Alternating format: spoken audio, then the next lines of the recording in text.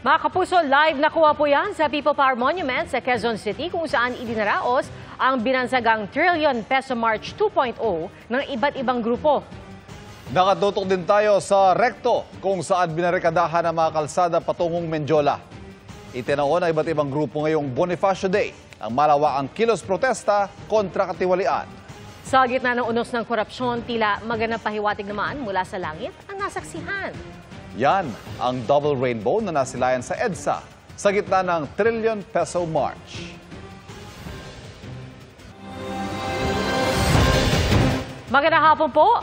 Nagtipon-tipon sa People Power Monument ang mga taga-simbahan at iba't ibang grupo para sa iisang panawagan. Isiwala at ikulong ang mga kurakot. Pero bago ang programa sa People Power Monument, may mga ralisang nakagirian ang ilang pulis. At nakatutok live si Marie Zumali. Marie. Pia, Ivan, matustama sa matinding sikat ng araw, di kaya ay ulanin ay hindi nagpatinag ang mga dumagsa rito sa People Power Monument para isigaw ang kanilang panawagan para sa pananagutan dito sa Part 2 ng kanilang Trillion Peso March Movement against corruption and political dynasties ngayong araw. Sama-samang nagmarcha pasado alas 8 kaninang umaga ang grupo ng mga ralista mula EDSA Shrine pa People Power Monument. Sa rami ng lumahok dito sa Trillion Peso March, inokupan na nila ang EDSA Ortigas. Sa isang punto, nagkagirian ang ilang ralista at mga pulis sa bandang EDSA Ortigas dahil tumanggi ang mga pulis na lawakan ang bahagi ng EDSA na dinaraanan nila. Maya-maya, pinagbigyan din ang mga ralista. Naiwan sa EDSA Shrine ang ilang grupo ng mga senior citizens kung saan napakinggan din nila ang misa at programa sa People Power Monument dahil may nakaset up na screen at speakers dito.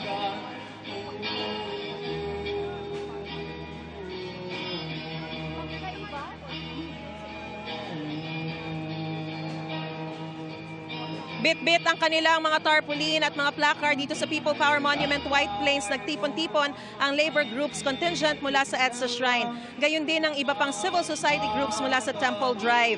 Ang kanilang nagkakaisang sigaw, ibulgar at ikulong ang lahat ng mga kurakot.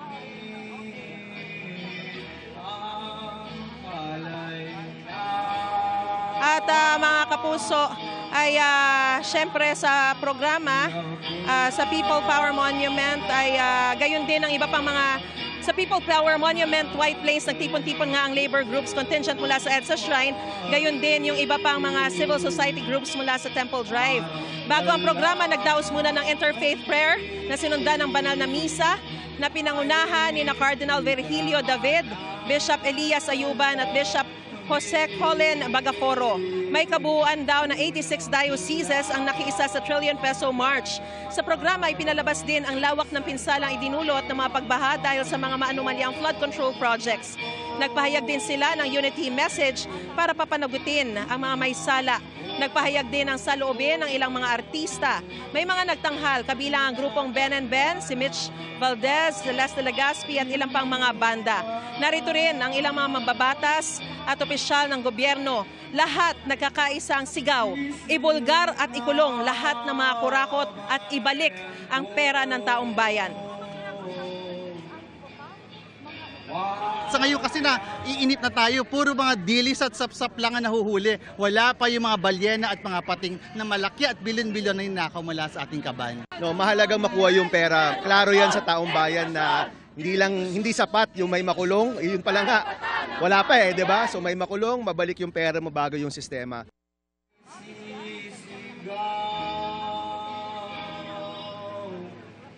Pia, Ivan, kabilang din sa mga panawagan ng mga nagprotesta rito sa People Power Monument ay nakatuon dun sa dalawang pinakamatatas na lider ng ating bansa. Nila, Pangulong Bongbong Marcos panagutin, Vice Presidente Sara Litisin. At kabilang din sa kanilang panawagan kay Pangulong Bongbong Marcos ay certify as urgent ang anti-dynasty bill.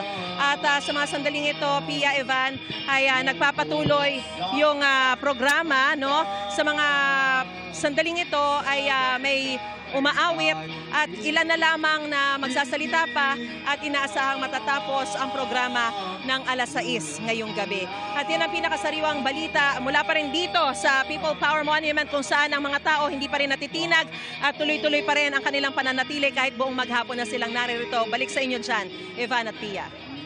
Maraming salamat, Mariz Umali. Nagtipon-tipon sa Luneta sa Maynila ang mga galit sa korupsyon at nais mapanagot ang mga kurakot. Pero may mga realista na sinubukang pigilan ng mga otoridad dahil wala raw permit. Wala nang nagawa ang mga otoridad na dumagsa na ang mga realista.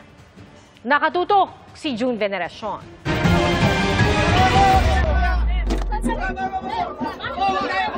Walang pisikalan! Walang pisikalan! Hindi pa man nagsisimula ang rally sa Luneta, nagkatensyon agad ang mga pulis at ang mga rallyista.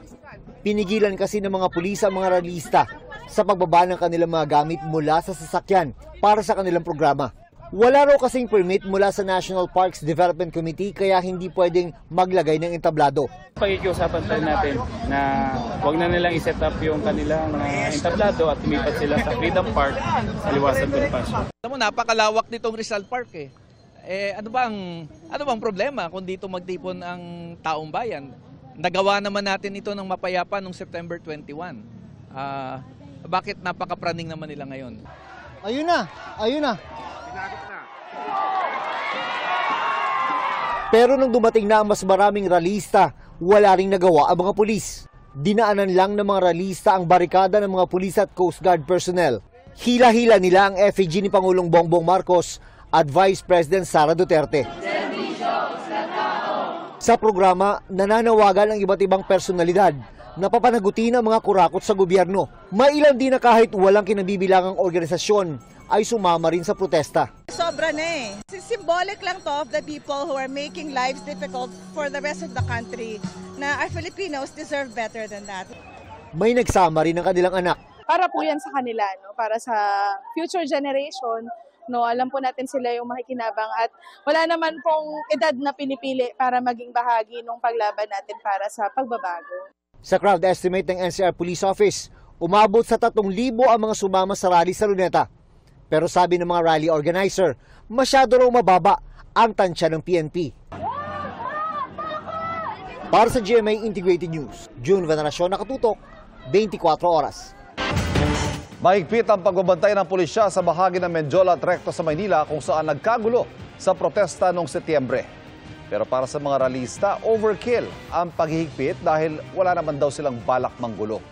Mula sa Maynila, nakatutok live si Rafi Tiba. Rafi.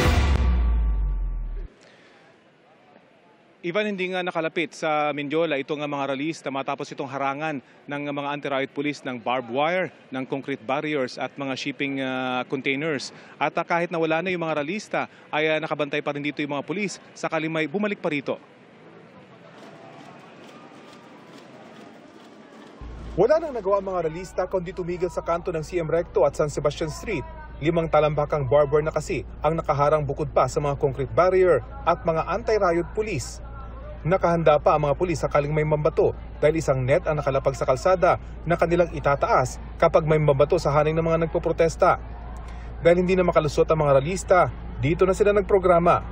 Mula Luneta, bitbit nila ang effigy ng Pangulong Bongbong Marcos at VP Sara Duterte. Sinira nila ito bilang simbolo umano ng kanilang pagkondena sa korupsyon at katiwalian sa pamahalaan sa pamumuno ng Pangulo at Pangalawang Pangulo. Kami ang taong bayan! Kami ang taong bayan! Sukang-suka na sa korupsyon! Gate ng grupo, wala naman silang balak manggulo, kaya nakakapagtaka umano ang anilay overkill na pagbabantay ng mga pulis. Walang agenda na magkasik ng gulo. No? Ang gusto lang natin, makapagpahayag. Of course, problema natin, pag ganito yung sinasalubong sa atin, nagkakapretensyon. Kasi ang magiging pakiramdam ng tao, sinisikil yung kanilang karapatang magpahayag. Kalahating oras lang mula nang dumating, agad nag-disperse sa mga grupo. May mga marshal na nagtitiyak na walang matitira sa kanilang hanay. Dito kasi nagsimulang kaguluhan noong September 21 matapos may mga naiwang rallyista at nagkipaggirian sa mga pulis. Ito raw ang nais iwasan ng pamahalaan kaya naging mahigpit ang kanilang pagbabantay. Ayon kay DILG Secretary John Vic Rimulya, na personal na nagmasid sa protesta, mabuti ng handa, lalo pat may mga impormasyon silang may manggugulo sa kilos protesta. Meron bang info na may manggugulo? Meron. Lagi naman may raw info na ganyan eh. Pero hindi mo alam hanggang nandiyan dyan na kung may mangyayari talaga. Buti na ang over-prepared ka sa under-prepared. Ang seguridad ng bansa kasing binabantayan natin dito eh. Hindi naman isang tao, hindi naman isang building, pero buong bansa to.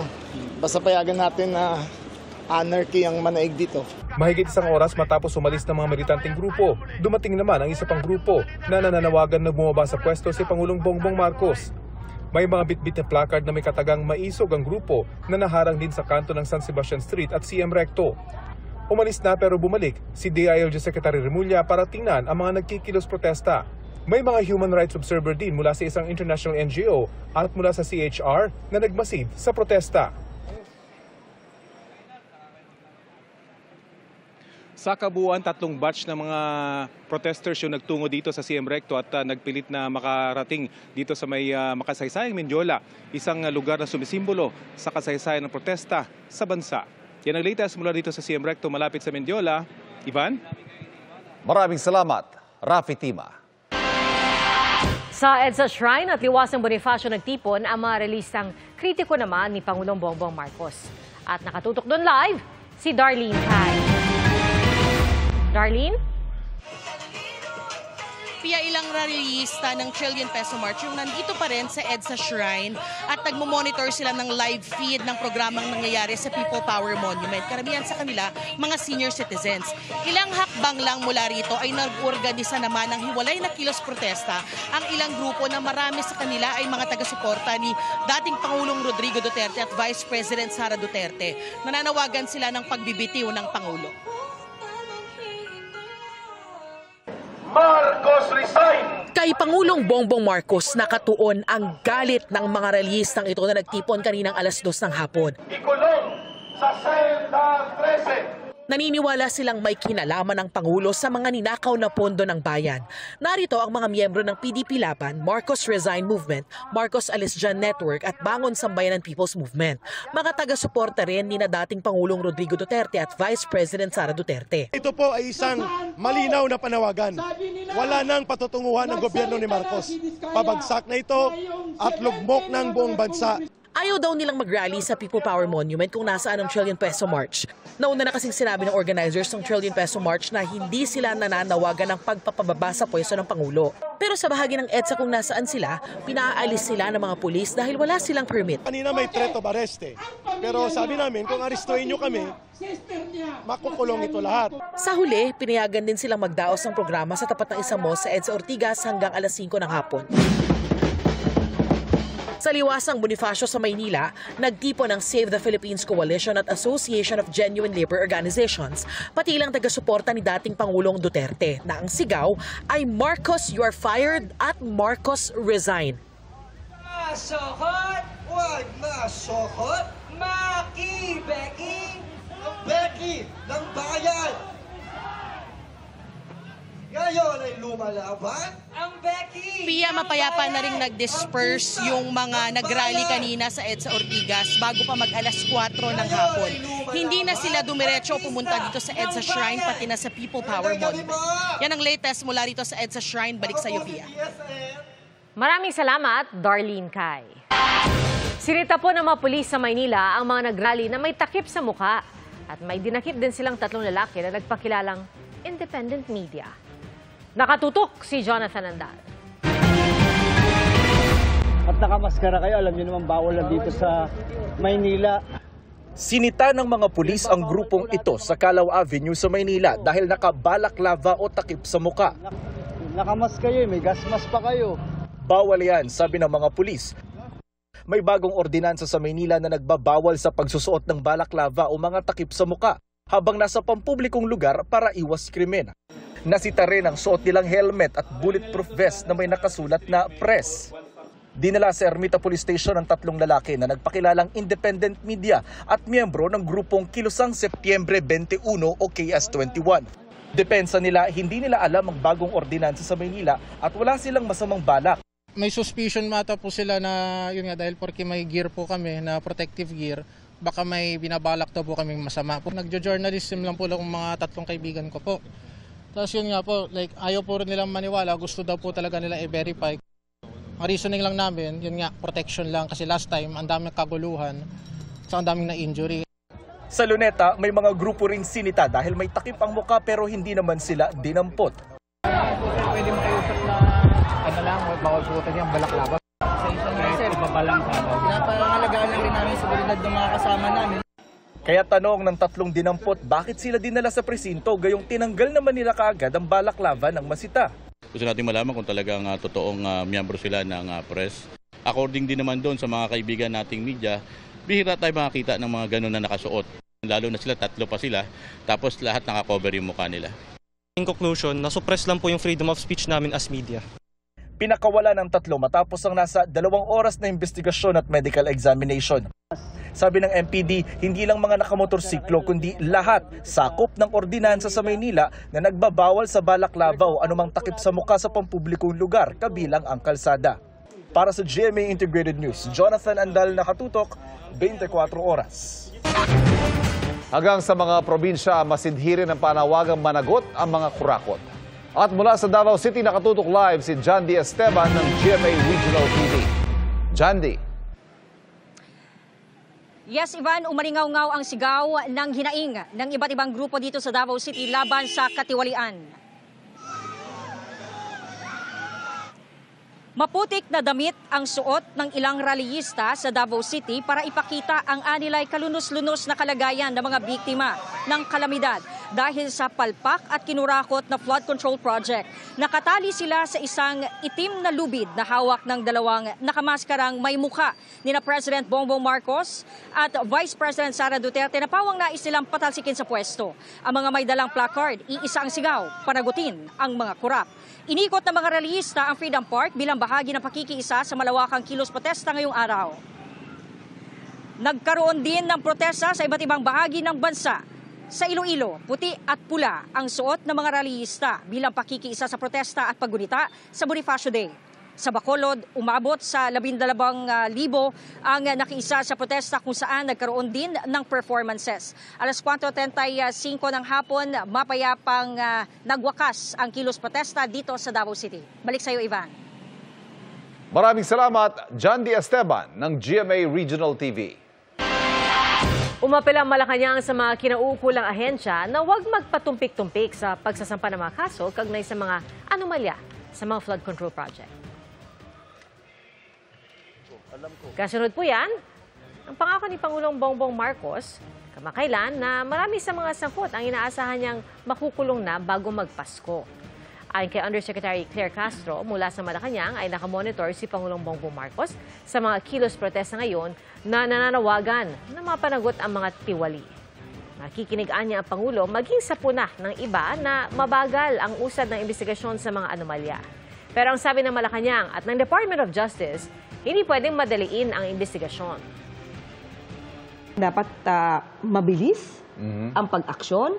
Kung kaya naman agad isampahan ng kaso at nandiyan ang ebidensya, huwag na magpatumpik-tumpik sampahan ng kaso. May call sa lahat ng ahensya na involved dito, kumilos kayong lahat. Kami man din po ay naiinip din, no? Pero hindi po natin pwedeng madaliin ang isang bagay dahil lamang po sa gusto nating ma-appease ang publiko. Kung ang habol po natin ay kasong matitibay na tatagal at tatayo sa husgado,